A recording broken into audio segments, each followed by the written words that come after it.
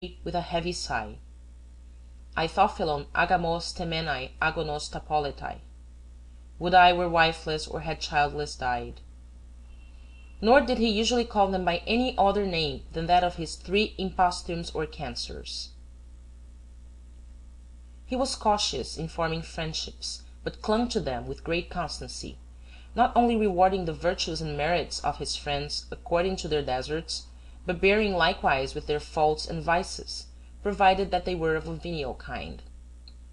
For amongst all his friends we scarcely find any who fell into disgrace with him, except Salvidianus Rufus, whom he raised to the consulship, and Cornelius Gallus, whom he made prefect of Egypt, both of them men of the lowest extraction. One of these, being engaged in plotting a rebellion, he delivered over to the Senate for condemnation, and the other, on account of his ungrateful and malicious temper, he forbade his house and his living in any of the provinces.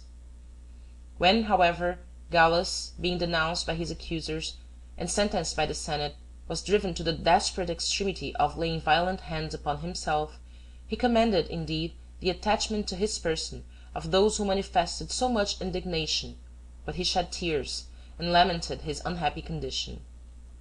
"That I alone," said he, "cannot be allowed to resent the misconduct of my friends in such a way only as I would wish."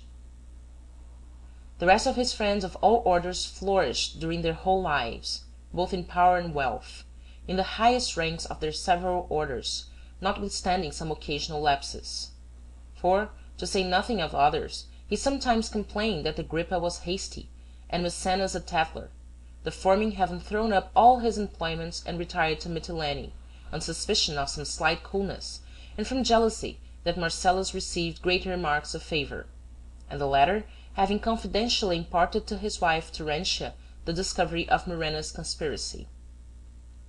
He likewise expected from his friends, at their deaths as well as during their lives, some proofs of their reciprocal attachment. For, though he was far from coveting their property, and indeed would never accept of any legacy left him by a stranger, yet he pondered in a melancholy mood over their last words, not being able to conceal his chagrin if in their wills they made but a slight or no very honourable mention of him, nor his joy, on the other hand, if they expressed a grateful sense of his favours and a hearty affection for him. And whatever legacies or shares of their property were left him by such as were parents, he used to restore to their children either immediately, or, if they were under age, upon the day of their assuming the manly dress, or of their marriage, with interest. As a patron and master, his behaviour in general was mild and conciliating, but, when occasion required it, he could be severe. He advanced many of his freedmen to posts of honour and great importance, as Licinus and Celadus and others, and when his slave Cosmus had reflected bitterly upon him, he resented the injury no further than by putting him in fetters. When his steward Diomedes left him to the mercy of a wild boar, which suddenly attacked him while they were walking together, he considered it rather a cowardice than a breach of duty, and turned an occurrence of no small hazard into a jest, because there was no knavery in his steward's conduct. He put to death Proculus, one of his most favoured freedmen, for maintaining a criminal commerce with other men's wives. He broke the legs of his secretary Thallus for taking a bribe of 500 denarii to discover the contents of one of his letters. And the tutor and other attendants of his son Caius, having taken advantage of his sickness and death to give loose to their insolence and rapacity in the province he governed, he caused heavy weights to be tied about their necks, and had them thrown into a river. In his early youth, various aspersions of an infamous character were heaped upon him. Sextus Pompey reproached him with being an effeminate fellow, and Marcus Antony with earning his adoption from his uncle by prostitution. Lucius Antony, likewise Mark's brother, charges him with pollution by Caesar, and that, for a gratification of 300,000 sesterces, he had submitted to Aulus Hirtius in the same way in Spain, adding that he used to singe his legs with burnt nutshells to make the hair become softer.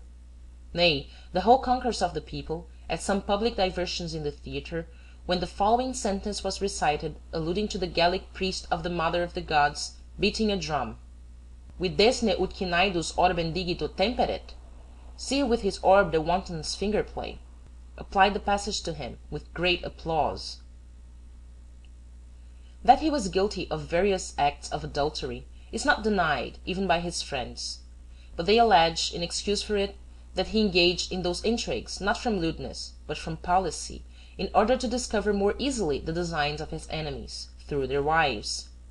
Mark Antony, besides the precipitate marriage of Livia, charges him with taking the wife of a man of consular rank from table, in the presence of her husband, into a bedchamber, and bringing her again to the entertainment with her ears very red and her hair in great disorder.